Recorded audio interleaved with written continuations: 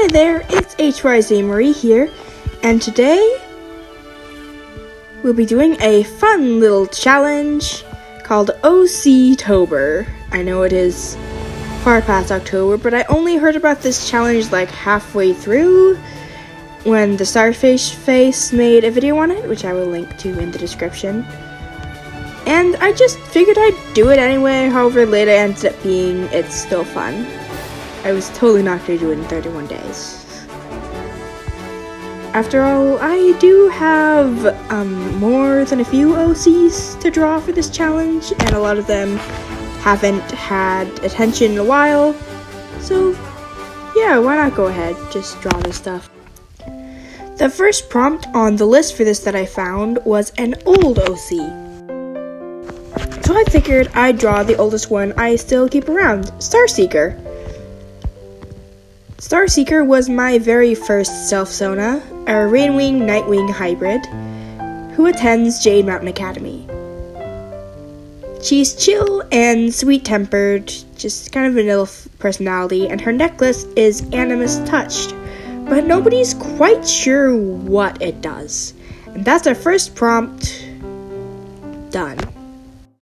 The second prompt was a new OC, so I drew my newest one, at the time, a D&D character I made this fall. Leah here is a Shadar-kai wizard who got a master's degree in shielding magic. The problem with that is that now she has student loans and has taken to adventuring in order to escape them. She's sort of just done with everything and plays the role of comedic straight man in the group with lots of sarcasm. I wanted to go for soft lighting and a really cinematic look for this series, and after a while I do think I got the hang of it with some fuzzy shading and a little more ambiance, and the second prompt was done.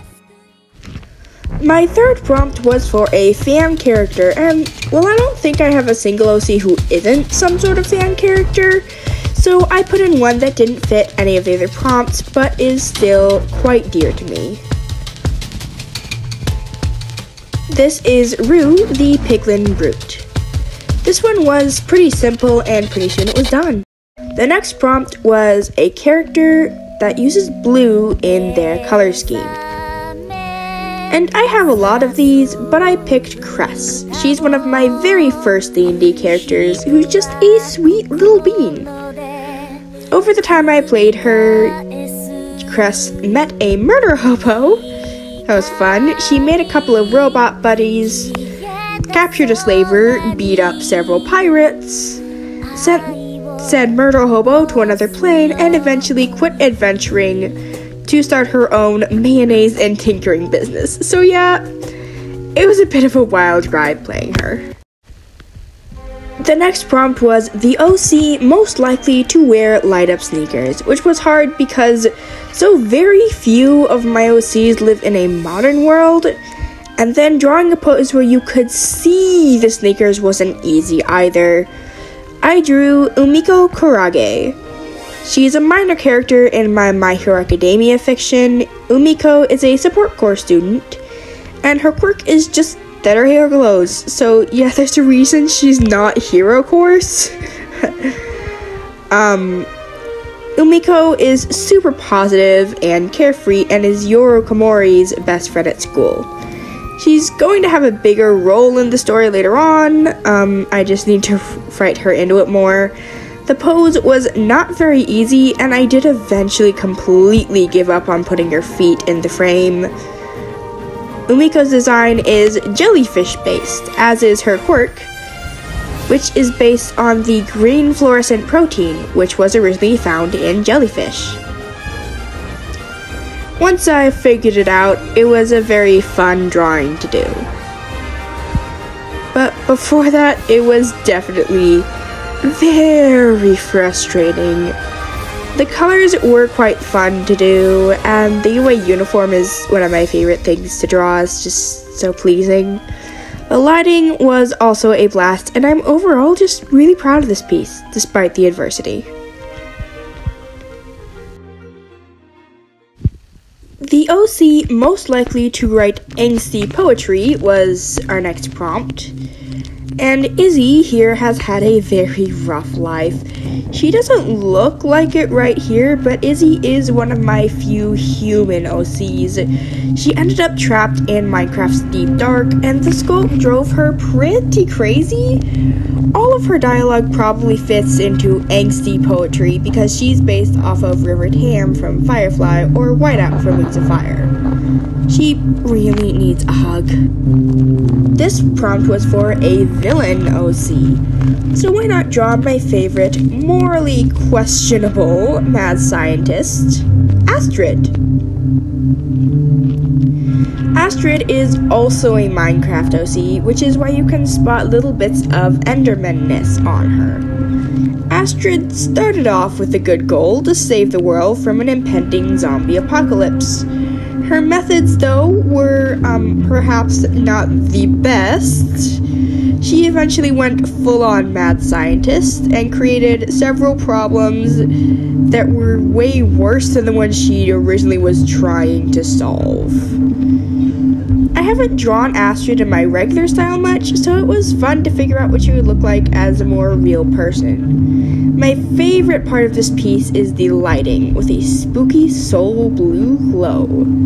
This piece is near the end of Astrid's life, though she did get brought back later. And with some spooky little soul effects, this piece was finished. A non-human OC describes most of my OCs.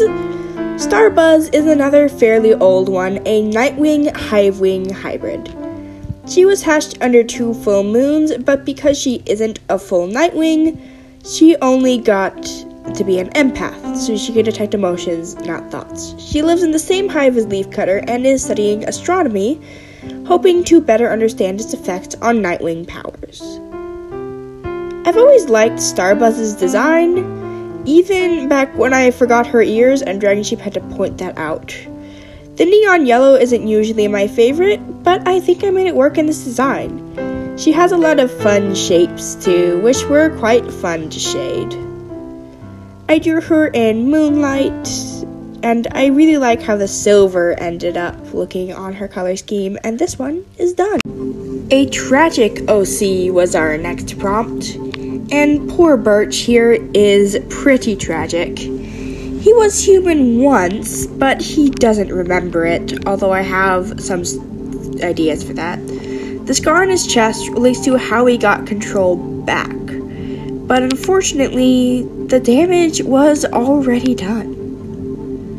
I added some fun effects, sort of the purple spore thing, and then this piece was all done too. Lastly, we have an OC who cares the most about their appearance. I really don't like people like that for the most part, so I don't have many OCs that care very much about how they look. But I do have Krait, the Inkling idol. She cares about her appearance a lot because it's related to how she makes her living. Krait is a bit crazy. She loves fashion, but she wouldn't be caught dead in muted colors. Krait is based off of a sea krait, a type of highly toxic sea snake. Although she isn't sanitized, I used some design elements from the sanitized octolings just to make her look a little off. I imagine her music to be pretty crazy, sort of punk rock, but also some pretty odd lyrics. Krait loves fame, though she really hates getting recognized in public. And after some harsh spotlight, all the OCs in our first batch were completely done. Thank you so much for watching this video. It was really fun just to draw and talk about OCs a bit, even though it is long past October. And I'm still working on drawing our second batch, so expect that to come out eventually. In the meantime, have a great day. Bye!